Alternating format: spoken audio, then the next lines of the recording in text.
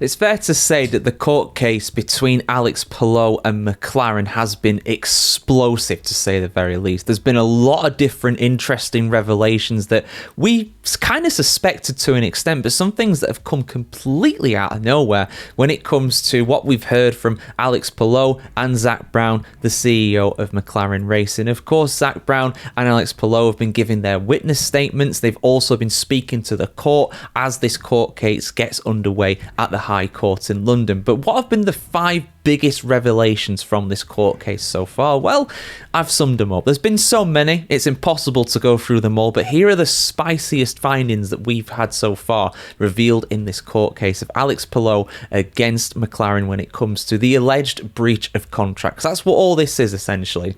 McLaren are wanting financial compensation for Palou allegedly breaking his contract with the team. So, let's have a look. So obviously, when Alex Palou decided to re-sign with Chip Ganassi Racing rather than go to McLaren, McLaren needed to fill that seat in IndyCar.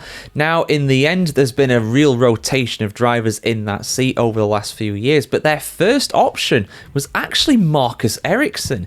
Ericsson, of course, competed in Formula 1 for Sauber before going over to IndyCar, and he's established himself as being a decent driver in the American Open Wheel Series. And he was highly thought of by McLaren. And Zak Brown said of Marcus, quote, "In my view, Marcus is not quite as good a driver as Alex, and I did not think that GM, in this case General Motors, would think that he is on the same caliber. However, I believed he would be good enough to be an A-level driver for the purpose of the agreement with General Motors, as he was a multiple race winner and had previously won the Indy 500, end quote. Brown even said that he put what he called a multi-million-dollar deal to Ericsson at the 11th hour for the 2024 season.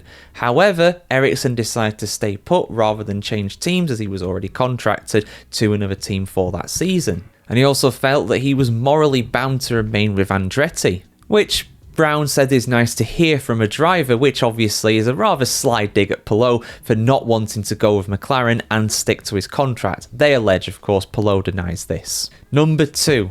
Disappearing messages. Now, if you message on services like WhatsApp, you can enable a feature where your messages are deleted after a certain period of time. A bit like stories back in the day on Snapchat, they deleted themselves after 24 hours. You can do the same thing on WhatsApp. You can set it to a month, a week, 24 hours, whatever kind of time period you want.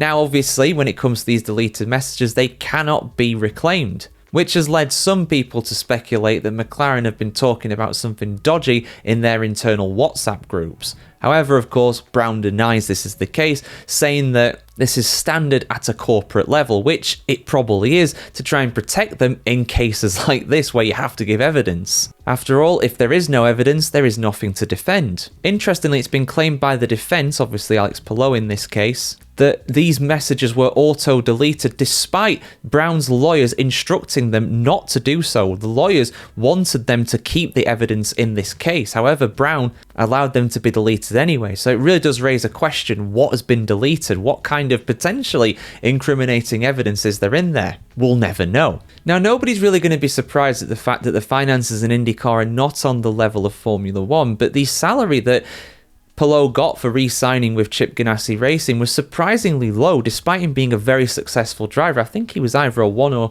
2-time IndyCar champion by this point. And the reason for this is that Chip Ganassi Racing actually anticipated there would be trouble with McLaren for potential breach of contract, and actually factored that into the negotiations, saying that Chip Ganassi will cover any kind of legal expense for the case if it goes to court, which it obviously has now.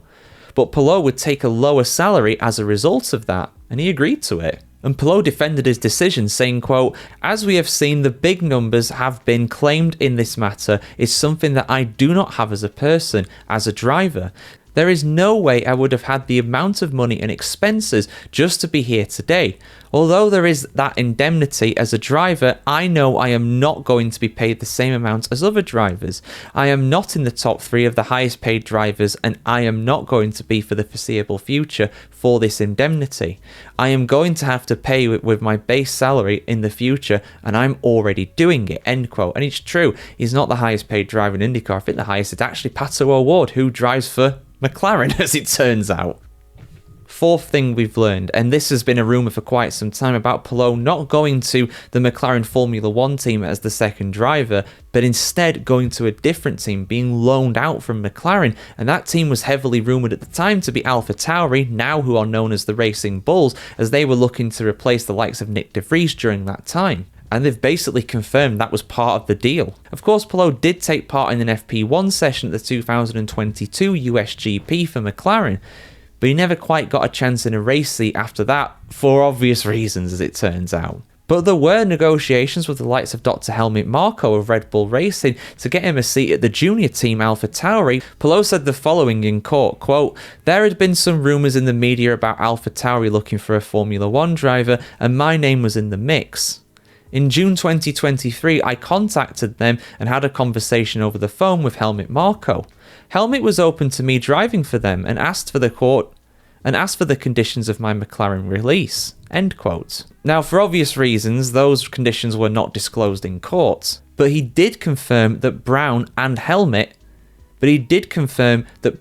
Marko did have a conversation regarding Palou driving for the team, saying, quote, "Zach had directly contacted Helmut, and apparently Helmut had told Zach he was not interested anymore. I don't know what happened in that conversation, but for sure it didn't help because suddenly Helmut was not interested anymore." End quote. Interestingly, Brown was not queried about this specific conversation by Palou's representatives. Palou said that he was also potentially interested in being a reserve driver for other Formula 1 teams up until the 2027 season at least, by combining his reserve duties with said team, maybe AlphaTauri, maybe somebody else, with his program in IndyCar. But again, that didn't happen for obvious reasons. And the final thing, and again, this is down to the finances really in IndyCar. Zach Brown said that the finances right now in the American Open Wheel Racing Series is not exactly looking great. Of course, the finances in IndyCar are nowhere near the level of Formula 1, nowhere near the level of NASCAR, as well as a rival series in the United States. And the sponsorship lineup and the sponsorship outlook at the moment is rather bleak as well. Zach Brown going as far as to say that the finances were, quote, "very far from being flush," end quote. So yeah, a lot of different findings, a lot of things to go through. There's a lot more that we've not even mentioned here on this, guys, but I'm sure there'll be more revelations from this, and we'll continue to cover it here on the F1 Chronicle, on the Motorsport Reports. This will be going out on both of them. If you're on Facebook, you'll probably see it on Indy Reports as well. You know, this is very much a news story that we got here on the channel, guys. But yeah, have a fantastic day wherever the world today. Yeah, guys, have a fantastic day wherever you're on the world today. We'll see you soon for much more content on the world of motorsport, just like this.